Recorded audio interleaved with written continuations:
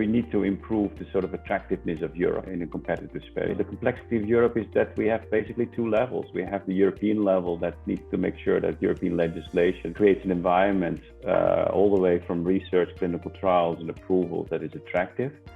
And I also do think that, and this is because we're having today the National Association Council, my plea is that the national associations and the smaller companies should not see this as, oh, it's Europe that's far away, right? What's being decided at the moment, the pharma review, how ATMPs are being approved, some of the obligations, etc., that are being circled will affect you and the smaller companies soon at country level. So we really need to connect that and make sure that the European legislation is going in the right direction. As European, we strongly believe that we need to react to that and to make sure that we keep pace with the national competition, and especially to keep control over the chain of value of those innovative therapies, because they are developing right now. And it's of utmost strategic importance that we keep pace on that, as it was shown by the COVID crisis, as you were saying in the introduction. Of course, when you speak of clinical trials, one big problem there that we are facing now is the lack of interoperability of health data.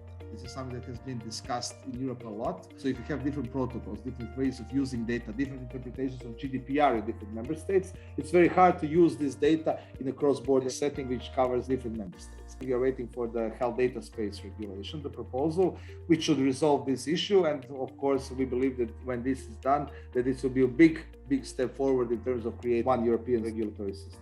I think the COVID pandemic actually highlighted, not just in Greece, but globally, that biotech, or that our industry is quite important. So what we have seen is an increase in startups that are actually in the bioindustry sector.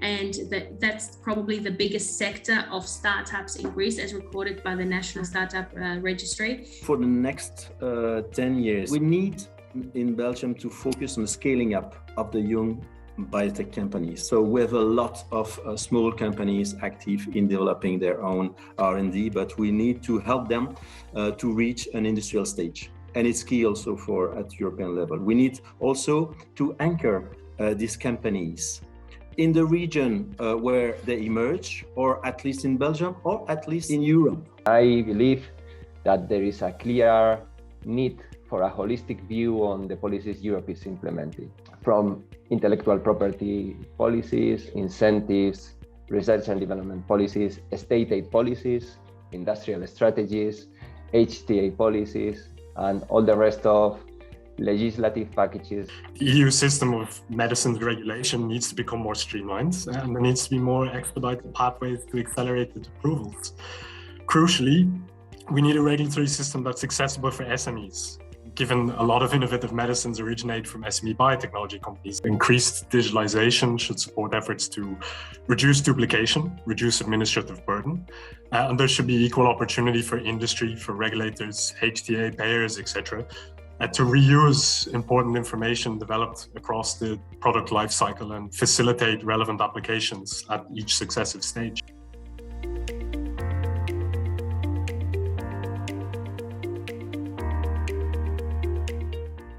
If you talk about a rare disease where there are very, very few patients in a country, it's already starting to become very challenging, certainly for a small or mid-sized company, to then go through every country to do a whole pricing and reimbursement application for such a small patient population. So if that can be avoided through cross-border access, that would be already helpful. And I think one of the short-term at least solution is to make at least the procedures a bit more transparent. What are exactly the procedures in countries like Belgium or the Netherlands or Ireland, etc.? Because at the moment it's entirely unclear for physicians and patients, but also companies. I couldn't tell you exactly that. And to also really bring the different stakeholders around the table to make sure that not only the procedures are clear, but also that there are clear timelines around it, etc., and who needs to do what. I think probably one of the limitations that I can see is that we need to get the patients more involved. We need to get the patient advocacy groups more informed, healthcare providers more informed to know that this exists, and obviously streamlining the process and making it as easy for everyone to access it and fine-tuning it so we don't actually have the obstacles and the challenges that Thomas so greatly described. In the world where there is continuous ultra-rapid change and multiple geopolitical tensions, we must emphasize the continuity of this global supply, of the necessary access to vaccines and therapeutics for patients. And hence, there is a strong need to strengthen this entire biopharmaceutical sector and biotechnology in Europe, at least.